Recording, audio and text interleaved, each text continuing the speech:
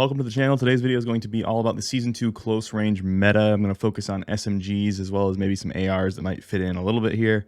But really, the Season 2 meta for close range has not changed very much. We're going to give you guys the best builds using data-driven decisions.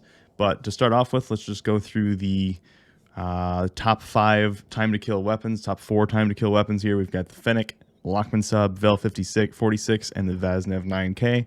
Right off the bat, you can see that again, the Fennec, the red line here, is just faster than everything else everywhere. So didn't really get nerfed at all for the ranges that it's usually used in. It has more damage range and dramatically better time to kill than literally every other SMG now for 2 seasons in a row. So I'm not sure what that's about, but it is still clearly the best SMG for any sort of aggressive play.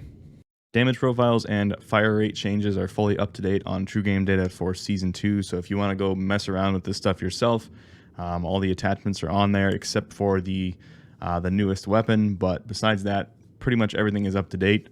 Another reason the Fennec is so good is that with chest shots, if you just hit one single headshot, this is the shots to kill calculator on TGD, this is a premium feature, so you can see that it's set up on chest shot, 27 damage, so with one headshot, you get 1 shot to kill reduced, which means you get a ridiculous time to kill of 440 milliseconds. So this is why the Fennec is so dominant. It just has the best time to kill, and for aggressive SMGs, the meta usually starts out with things that are easy to use, like really low recoil, low visual recoil SMGs, and then as people find the ones that kill fastest, the meta always shifts to that, and people found the Fennec very quickly this time, and it has just been the meta since day one of Warzone 2 pretty much. So unfortunately, it's still the meta for Season 2.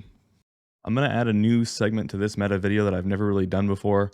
Instead of just giving you guys my recommended build, I'm going to go through what I think are like the top attachments for the weapon, and then that'll help you decide and find attachments that you might not have known about that are really good for the weapons. So I'll still give you my recommended build towards the end of the video, but we're going to go through what I think are the best attachments. So the Assault Agile 7 stock, this is the first one that I'm going to talk about. So nice 2.5% decreased ADS time, and then just a nice straight up buff to your ADS movement, sprint speed, and tac sprint speed. So that's a nice buff there for the Fennec overall. It hurts your recoil a little bit, but not too much, and the recoil is really, really easy on this gun already. So an extra 2.8% is going to be basically not even noticeable. Honorable mention, the FTAC stock cap. Obviously, this helps ADS sprint to fire a ton, but it makes your recoil just atrocious. So I personally don't ever run this, but it gets an honorable mention just because the positives it has are crazy. If you're going to run this thing super, super up close, like you don't ever take fights outside like 10 meters with this, then the FTAC stock cap is definitely one of the absolute best attachments. The lasers are also very good on the Fennec, so this is true of pretty much any SMG, but the VLK laser 7 milliwatt, this is the one that is only on when you're ADS'd, so it's green, it's on when you're ADS'd, and oh no, sorry, this one's red. So it's on when you're ADS'd, and it's red, so minus 10% ADS time, minus 10% sprint to fire time, huge buff. Obviously it already has SMG sprint to fire and SMG ADS, so it already has really good numbers there, but making it better is just going to make you win against all the other SMGs more so than you already did. Like, this will give you an edge over other people that are using the Fennec, if you're both sprinting or anytime you need to ADS before you start the fight. One of my favorites is the 1 milliwatt quickfire laser. This is just a straight up minus 7.5% ADS time, and it doesn't have any cons at all. The laser doesn't show up in the air, so it doesn't give away your position if you hold ADS. So I really like this quickfire laser as well. And then one attachment that I discovered while making this video was the rear grip Fennec rubber grip. So this is a really good attachment. Minus 3% ADS time, minus 15% sprint to fire with an increase in recoil. But again, the recoil on the Fennec is super easy. So 6% extra is not that big of a deal for a 15% reduction in sprint to fire time. That's very dramatic. My favorite attachments as well is the X10 RR40 suppressor. This doesn't affect recoil at all, but it gives you a nice 15% bonus to your damage range, which this is one that's kind of iffy because the Fennec, like I said and showed at the start of the video, already has 12.2 meters of range by default, so it already has more range than every other SMG by a pretty significant amount. So extending that range out in most SMG fights won't matter, because unless the other person has a Fennec and they've extended the range, you're still going to have the advantage in every situation over any normal SMG, and then you'll match any other Fennec. But this can extend your range out and give you an advantage over other people using a Fennec if they haven't put anything on their weapon to extend that range. So it's just got to think about those trade-offs when you're doing this. The Fennec also has really low bullet velocity, so plus 30% bullet velocity is really nice there, especially because you can't use high velocity on this weapon. So I think that's a really good attachment. It's one of my favorite ones. I use it. I also like being suppressed in close range fights. I just feel like when you're super loud, it tends to draw a lot of attention, and in the craziness of close range fights, a lot of the time I think that's pretty important. So that is one of my absolute favorite attachments.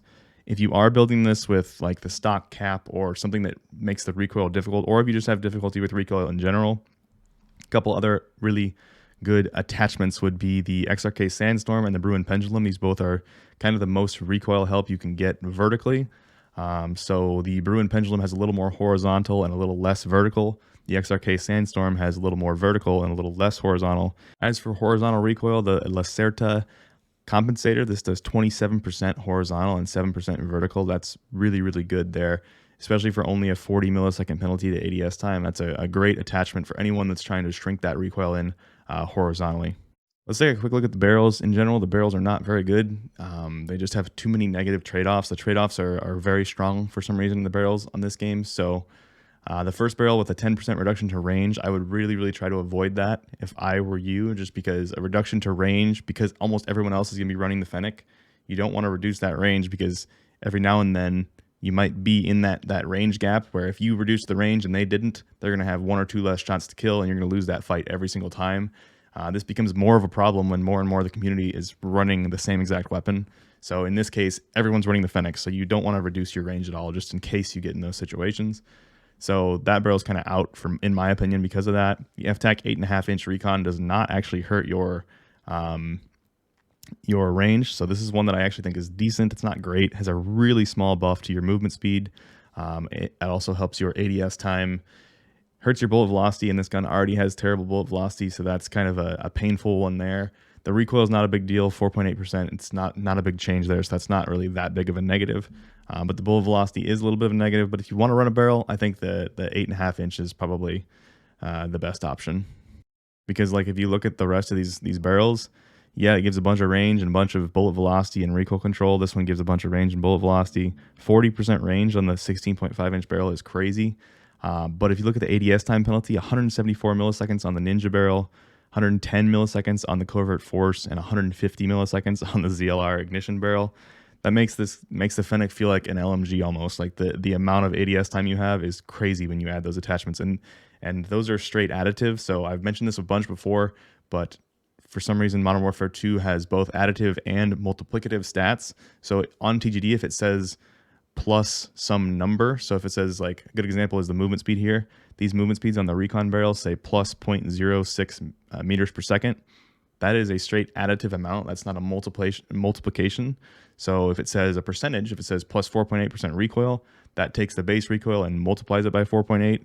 But if it says just plus, that's literally just adding or subtracting. So that's why sometimes you'll see something that will say, I don't know which attachment, so I can't find an example real quick, but some attachments will say plus 3% ADS time, but minus 20 milliseconds of ADS. Those are both true, and they both act together. So it does multiplication first, so you'll take the base ADS, multiply by that percentage, and then also on top of that, you have to add whatever the additive portion is separate from that. So it's a new thing for Warzone 2 and Modern Warfare 2. Don't really know why they did it, but the reason I'm saying that is because this 150 milliseconds is straight additive. So it doesn't matter what attachments you put on this. The addition of 150 milliseconds happens after the fact. So even if you somehow got the Fennec down to 0 milliseconds of ADS time and you put that barrel on there, it's still going to add 150 milliseconds to it. So it's just a crazy, crazy penalty. As far as underbarrels go, I don't really think the underbarrels are worth the penalties on an SMG, like, at all. The movement speed penalties on these things are crazy, or the ADS time penalties are crazy compared to what you can get on, like, a muzzle. If you use a muzzle for recoil instead of an underbarrel for recoil, the pros outweigh the cons significantly, especially for an SMG. So yeah, the underbarrels are just kind of meh for SMGs, so I wouldn't really recommend any of these underbarrels. So, all that being said, how would I build this? If you're a really aggressive player who's jump challenging people, you don't do a whole lot of like ADS walking around, I would build it this way. So, I'm someone who really likes to have a good sight picture on my target, especially because I play mouse and key. I don't get any sort of pull towards the target when I can't see them through whether it's, smoke from firing bullets or any sort of obstruction at all. The iron sights get in the way. I don't get any assistance with that at all, and I'm not trying to make a comment on aim assist or anything like that. But it's just there are unquestionably situations like that where having a good sight picture is really important, especially on mouse and keys. So you can pick your favorite optic if you want an optic. Just put the slim line on there for example's sake. If you're someone who's jump challenging, like I said, this is for someone who's very aggressive, not ADS walking very much. The VLK Laser 7 milliwatt is going to be the one you want to pick. It just has the best stats, so it is a visible laser that you can see. So that is why I said if you're someone who ADS walks a lot, you might not want that because it gives away your position as you're pushing around a corner or something like that. People will see the laser and know you're coming. For duos, trios, quads, you need the 45 round mag. You may even want it in solos. It's just the damage per mag is not very good on the Fennec. So pretty much always have to have that 45 round mag on here.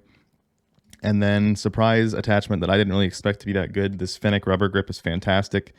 2.5% or 3% ADS time and 15% sprint to fire time. Definitely want that. And then that last thing is going to be that stock. So the Agile Assault 7 stock. I don't like the FTAC stock cap. It just makes the recoil too hard to control at any sort of, 10 people. You're going to have your SMG out sometimes when someone shows up 20 meters away, even though you don't want it out.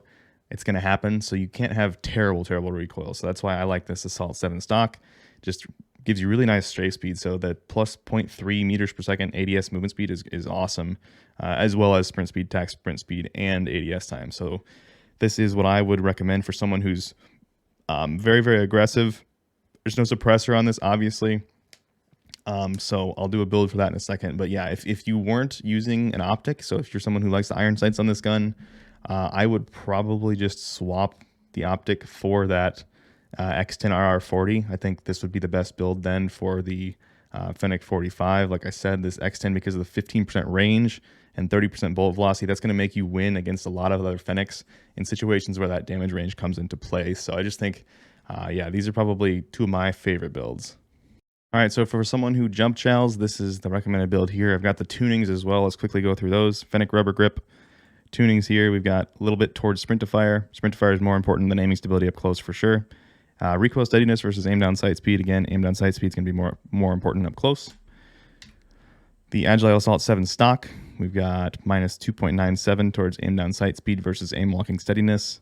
Aim walking speed on the horizontal, minus 1.08 inches versus aiming idle stability. Those are important for long range, but we're building this for maximum close range. For the optic, I need to actually test this flinch resistance, see if it really does anything, but I feel like flinch in general is much worse in this game, so I tend to tune towards flinch resistance because sometimes it feels like it makes me miss shots, and a missed shot is always worse than like having a little bit better ADS time. So I've got it tuned towards flinch resistance, but it completely would be viable to tune it towards ADS time as well. For eye position, I tend to like close. It just gives me a better view of the target. Again, I mean, that's personal preference. I don't think it really affects the visual recoil that much. But yeah, close is what I go with on that. And then for the laser, we've got all the way towards sprint to fire speed. Aim walking steadiness is important, but not as important for SMGs. And then aiming idle stability versus ADS time. Again, we're tuned to 37.84 feet is the zeroing distance for ADS time. So let's take this into the firing range. You can check this out. Super fast ADS time. It's going to have pretty good strafe speed because of that stock. The laser is red, which is a little harder to see than green, which I like, and it gives you sprint to fire compared to the green laser. Overall, this is just a pretty dominant Fennec here. I think this is about as good as it can get for anyone who's jump chowing around a corner or something. You have this, and you can really get the ADS time down to a point where you can be fully ADS'd after the jump finishes. But yeah, this is one of the best builds in the game. If you are someone who does like to ADS walk, it makes you very quiet, so you can kind of silently push people. This Agile Assault 7 stock is super great for that because of the amazing boost to ADS movement speed. But what I would recommend is taking off this laser. So you can either, if you're someone who uses iron sights, you can switch to the quick fire laser. Or if you're someone who wants an optic, you can use that last slot that you get back for the optic. So this is pretty much how I run it right here. This is my favorite build, the Slimline Pro, X10 RR40 suppressor, the Agile Assault 7 stock, and then Fennec 45 round mag, and the Fennec rubber grip. I think this is very, very difficult to beat. If you want better recoil, like I showed in the attachments, just swap the X10 RR40 for one of these muzzles. Bruin Pendulum's great, and the Lacerda Compensator are both great. Bruin Pendulum more for vertical, Lacerda Compensator more for horizontal. For an ADS walking build, I would swap out this laser just so the laser is not visible to the enemy. I'd swap this out either for just the quickfire laser, which helps with ADS time, or if you don't mind being a little slower to ADS, ADS is not going to matter as much if you're ADS walking around most of the time, the X10 RR40 suppressors. This is another one of my absolute favorite builds. This is so good. So let's tune this suppressor real fast. Recoil smoothness versus ADS time. We want ADS time. Going to tune all the way down to the point where it seems optimal, which this one doesn't seem to change that much, but we're going to go right there where handling is maximized right before the recoil is really penalized very much. So that's only minus 0.26 ounces. Idle stability versus bullet velocity. Bullet velocity is really low on this, and idle stability doesn't matter that much. So we're going to tune for bullet velocity. Again, looking for the optimal point where range is as high as it can get without accuracy dropping very much. So that's going to be right there, plus 0.65 inches. So taking this to the firing range, it's going to be similar, but it's going to see the ADS movement speed is just phenomenal on this. And the ADS time is a little bit worse. It's still pretty good. You can still jump chow some, but it's going to be a little bit slower to ADS than the other build, and it's going to have a little bit worse sprint to fire than the other build. But you are suppressed, and you can ADS walk around without a laser being seen by the enemies. But yeah, overall, the Fennec is just, it's pretty much impossible to beat right now. It's just such a good gun, and it's disappointing that it didn't get nerfed harder in Season 2, but it is what it is. So we're going to be running this for a while more.